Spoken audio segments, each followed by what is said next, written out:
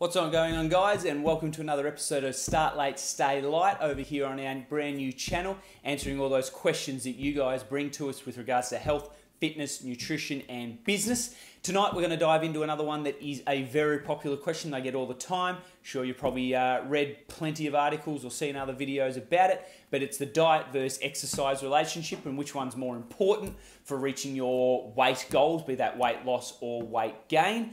Now, this is one I get all the time from online clients and all the time from my own personal clients, and I always answer it the exact same way by saying you can never out-train a bad diet. And what I mean by that is if Bob goes to the gym and absolutely has a stellar workout, does a huge HIIT session, plenty of strength training, goes for a run, busts his balls for an hour and a half and punches out 1,000 calories in that session, goes home and has an absolute kind of banging feeling and feeling great, goes home and eats a block of chocolate and kind of consumes 1,000 calories in one go. So he's just burned 1,000 calories, he's just consumed 1,000 calories in 20 minutes.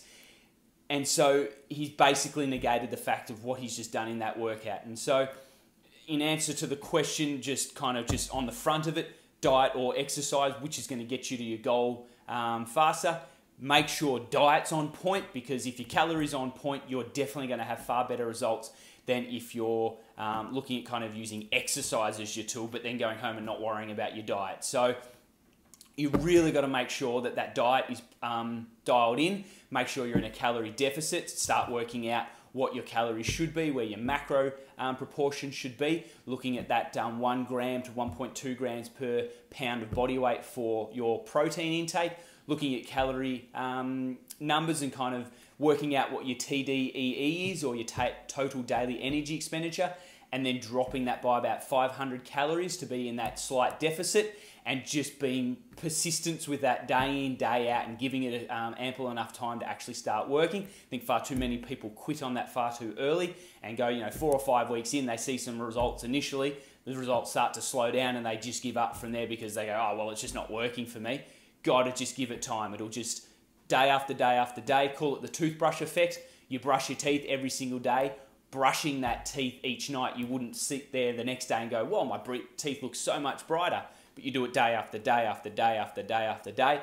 The end of the year, when you go to the dentist and you have your checkup, dentist checks you out, says absolutely all clear. Each individual one of those teeth cleans might not have been the one that cleaned it, but the cumulative effect of them all is what got you there. Same with diet.